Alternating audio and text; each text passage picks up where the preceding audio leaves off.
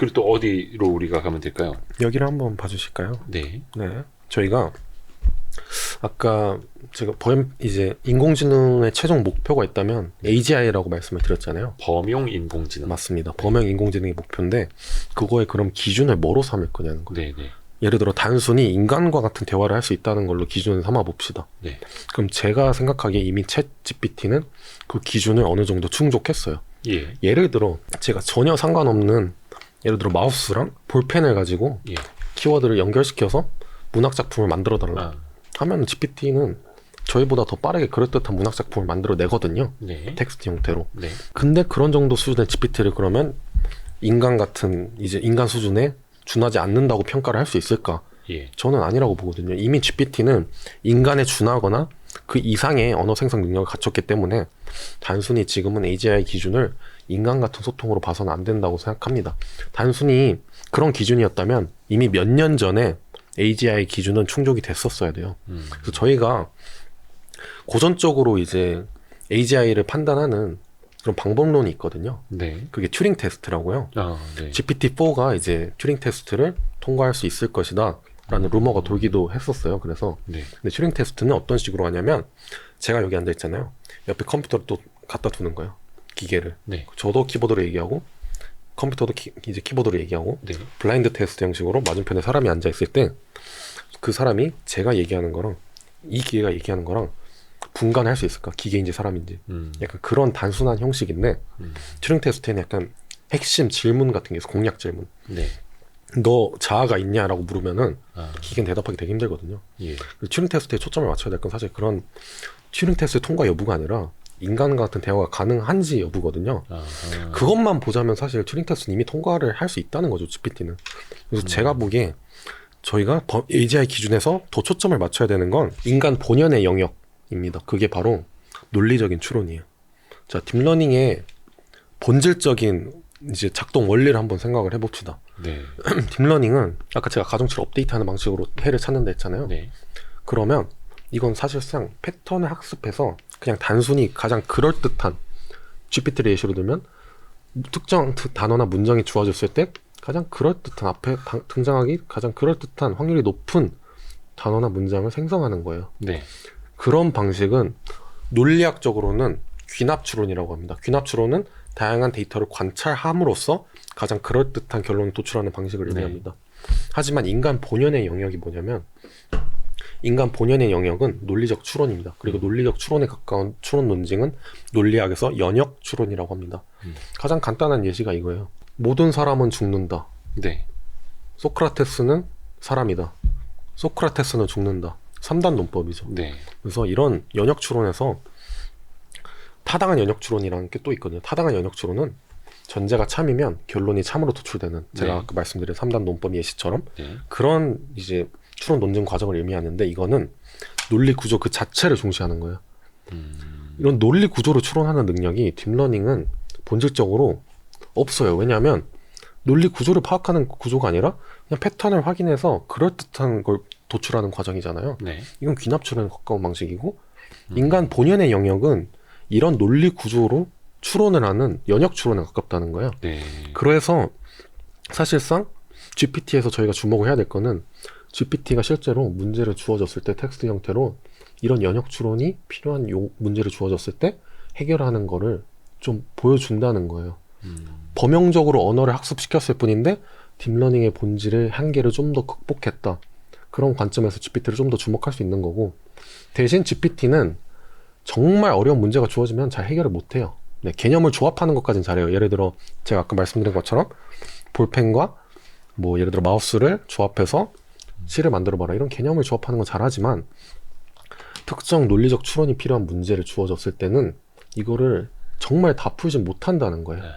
네, 정확하게 논리적 추론을 해서 가장 순수한 연역 추론이 있다면 그건 수학 문제거든요. 네. 네. 복잡한 수학 문제를 주면 GPT는 못 풀어요. 네, 거기서 한계가 나타나는 거예요. 복잡한 텍스트는 학습을 해서 그럴듯한 답변을 할 수 있지만 복잡한 문제를 주면 풀 수가 없어요. 하지만 정말 AGI로 인간을 AI가 대체를 하려면요. 네. AI가 대체해야 될 영역은 이런 인간의 본연의 영역인 논리 구조를 파악하는 능력이거든요. 네. 그래서 예를 들어 21년에 딥마인드에서 수학 문제를 증명하고 그런 문제를 해석해서 풀어내는 그런 이제 딥러닝 모델을 개발한 적이 있어요. 네. 사실 저희가 주목해야 될 건 그런 기술입니다. 그런 기술들은 인간 본연의 영역을 좀만 더 AI가 가져올 수 있도록 노력하는 과정인데 GPT는 단순히 그냥 범용적으로 언어를 많이 학습해서 네. 인간스러운 대화를 하게 되는 거예요. 이건 그렇게 큰 진보라고 볼 수는 없습니다. 아, 그래요? 대중이 생각하는 것보다. 이런 비꼬는 문장이 이제 말이 있어요. 예. Electricity is a new AI라고. 네. 전기가 새로운 인공지능이다. 단순히 빅데이터를 많이 학습해서 AI를 만든 그런 이제 학습시키는 과정인데 많은 빅데이터를 학습한다고 해서 인간의 이제 능력을 본연의 능력, 논리적인 추론 능력을 대체할 수 있는 게 아니거든요. 이런 관점에서 한번 생각해 보시면 GPT는 가능성도 뚜렷하지만 한계도 되게 뚜렷하다. 이렇게 보시면 될 것 같습니다. 네. 가능성은 당연히 이미 가지고 있는 자체 본연의 언어 생성 능력만 해도 이미 많은 직업군을 실제로 대체할 수가 있어요. 네. 하지만 정말 어떠한 개념을 조합할 수 있는지 여부, 그리고 개념을 조합할 뿐만 아니라 이 개념 자체가 이제 참인지 거짓인지 이런 여부를 판단하는 거, 그런 역할들은 다 결국 이 사람에게 남아 있을 수밖에 없다는 거죠. 네. 빅데이터를 학습하더라도 잘못된 데이터를 학습할 수도 있는 거고요. 이미 GPT가 잘못된 답을 내놓는 걸 많이 보지 않습니까? 네. 이거는 좀 더 순수한 추론 영역에 들어가면 이런 형상은 더 만연하게 나타나요. 예를 들어 제가 더 복잡한 예를 들어 퀀트 전략을 짜고 싶은데 네. GPT한테 주문을 하면은 되게 맞지 않는 개념을 이리저리 끌어와서 만든다든지 이런 식으로 하기 때문에 퀀트 전략 만드는 거는 다른 과학 이런 분야에 비해 훨씬 간단한 일입니다. 그럼에도 불구하고 이제 퀀트 전략에서 이렇게 오류가 발생하는 거는 결국에 이게 범용성을 가진 언어 모델이라고 해도 저희가 원하는 건 각 분야에서 네. 문제를 풀 수 있는 능력을 갖추는 거잖아요. 네. 그런 문제를 이제 풀 수 있는 능력이 되게 미약하다는 거예요. 각 분야에 대해서는. 그래서 GPT는 보통 GPT식으로 학습을 시켜서 벤치마크로 많이 씁니다. 벤치마크로 쓴다는 것은 네. GPT식으로 학습시켰더니 예를 들어 정답률이 4%예요. 특정 일에서. 네. 근데 내가 따로 특정 태스크에 맞춰서 AI 모델을 학습시켰더니 정답률이 예를 들어 60%까지 올라갔다. 이런 식으로 벤치마크로 많이 쓰는 게 GPT입니다. 네. 그래서 이번에 오픈 AI가 되게 어떻게 보면 시기를 잘 잡은 것 같아요. 시기요? 네. 여러 빅테크에서 이제 언어 생성 모델, 대형 언어 생성 모델을 발표를 하려고 좀 어느 정도 다들 좀 어떻게 보면 시기를 좀 보고 있었거든요. 네.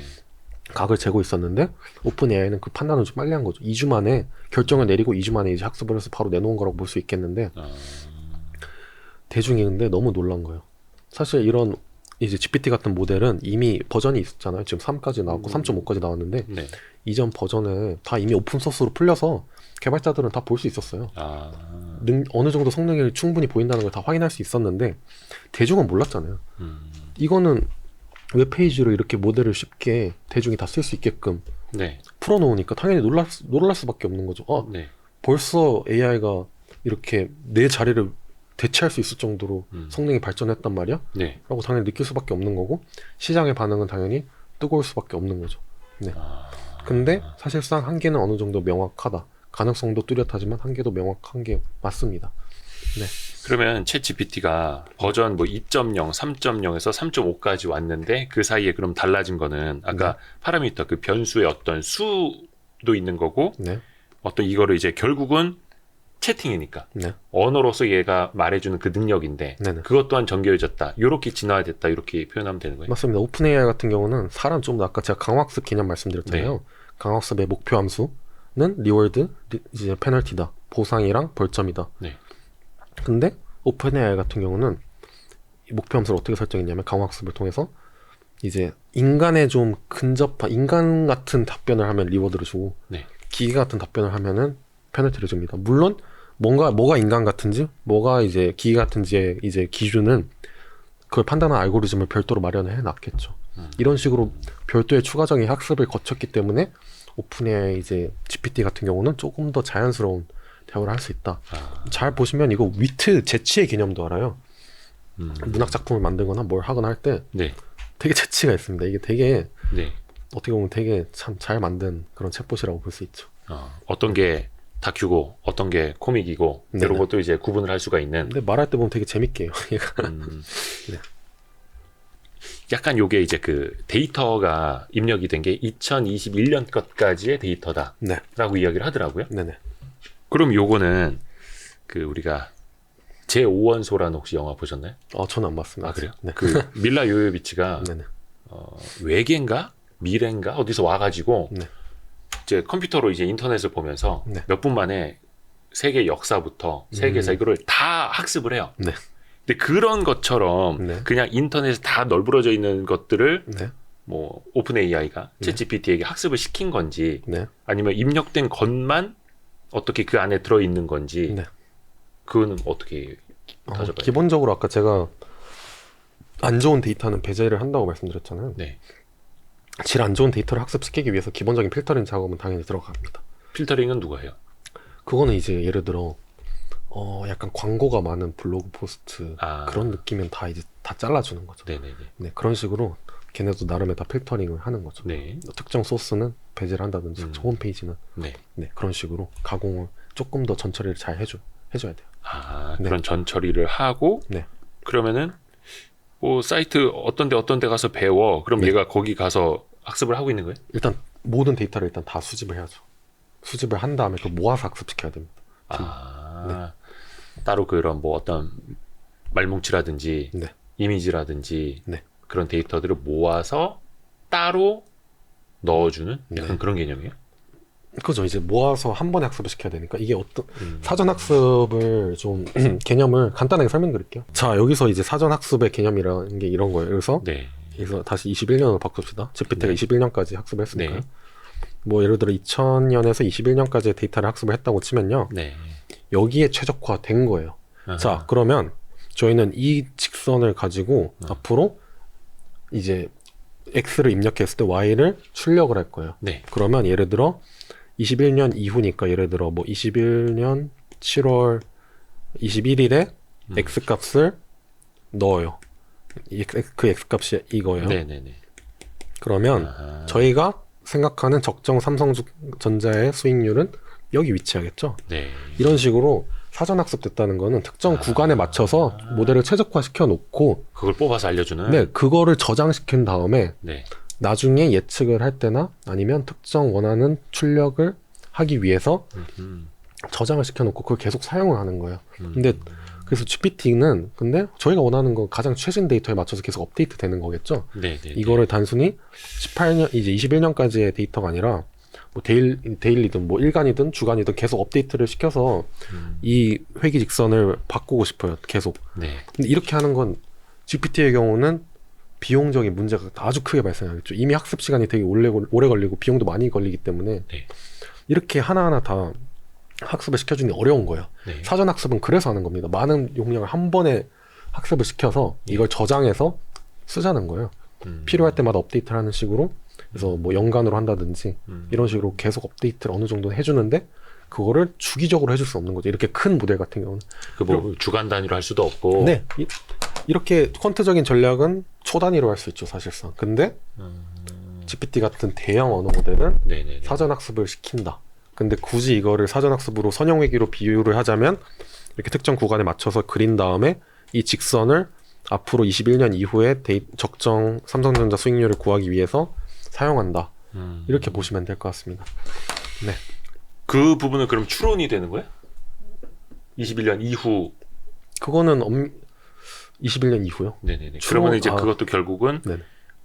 예를 들어서 뭐 네. 21년까지 학습을 했다. 네. 그러니까 22년, 23년, 24년, 25년 어떻게 될지 네. 지금 상황이 이런데 알려줘. 그러면 그냥 과거 거를 끌어와서 그죠. 과거에 이러했으니 네.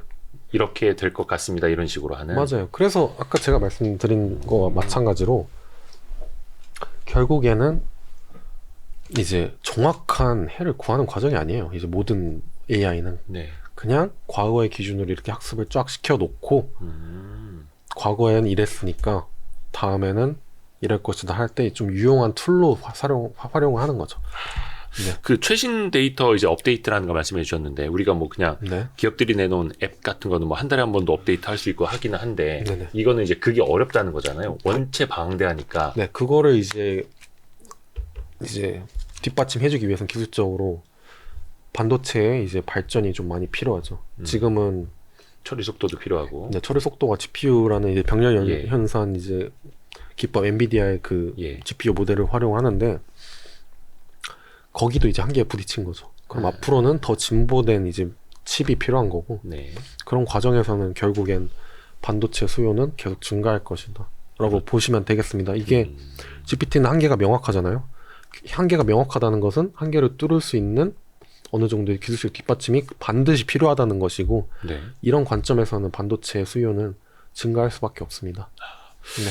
근데 그 최신 데이터 업데이트 이거는 이제 네. 어떻게 보면 이제 인위적으로 업데이트를 해줘야 되는 거고 그게 이제 상당히 오래 걸린다라는 것과 이해가 되는데 네. 우리가 그 채팅을 통해서 네. 내가 얘를 좀 학습시켜 보겠다. 네. 너 지금부터 내 말 잘 들어.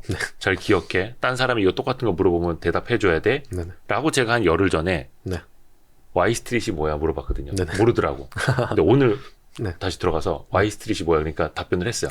근데 그게 제가 한 열흘 전에 썼던 그 내용을 네. 그대로 그냥 영어로 번역해서 보여준 거더라고요. 네네. 그럼 그게 학습이 된 겁니까? 혹시 그 질문란을 같은 질문란에 하셨나요? 다른 질문란에 하셨나요? 그러니까 제가 아까 썼던 그 화면을 좀 네. 떠왔는데 네. 같은 채팅 창에 쓴 거였네요. 네. 처음엔 제가 Y스트릿을 몰랐는데 네. 제가 알려주니까 맞습니다. 네. 이게 그러니까 이게 GPT의 예. 장점이 커스터마이저거든요. 네. 저희가 했던 대화를 지금 이 챗 안에서는 기억을 해서 이어줘요. 대화를. 근데 예를 들어 저기 옆에 여기 뉴챗이란 게 있잖아요. 네. 뉴챗으로 새로 들어가면 이 네. 대화의 맥락은 다 사라집니다. 그래서 제가 예를 들어 새로운 챗을 만들어서 여기서 논문을 작성해요. GPT로. 네. 그럼 이 GPT는 이 논문 내의 내용을 이해해서 예를 들어 인터뷰를 할 수도 있어요. 예. 근데 새로운 챗에 들어가면 안 됩니다. 대화의 맥락은 거기서 끊기는 거예요. 그래서 이거는 사실상 아까 제가 말씀드린 대로 사전학습 모델이다. 네. 근데 그게 네. 왜 안 되는 걸까요? 예를 들어서 이제 구글이 한다라는 건 네. 자기네 순간적으로 이제 다 검색을 통해서 그걸 또 언어로 조합을 해서 하는 것도 하겠다 막 이런 네. 거잖아요. 네. 그러면 이제 오픈AI가 하는 이런 챗 GPT 방식은 사전 학습이고 네. 그게 이제 GPT가 뭐야? 프리트레인드? 네. 예. 맞습니다. 그거잖아요. 그 사전 학습을 했다라는 네. 거. 그럼 얘는 그러면은 활발하게 현재 진행형으로 학습하면서 대화는 안 되는 거예요? 네. 그렇게 하기는 좀 현실적으로 어렵죠. 음. 네. 그리고 구글이 뭐 그렇게 한다는 것도 결국엔 똑같은 거예요. 사전 학습을 시켜놓고 네. 거기서 좀 텍스트를 긁어오는 과정을 그냥 그렇게 하겠다라는 거지. 네. 거기서 뭐 이게 긁어와서 그걸 또 새롭게 학습시킨다 이런 개념은 아닙니다. 아. 네.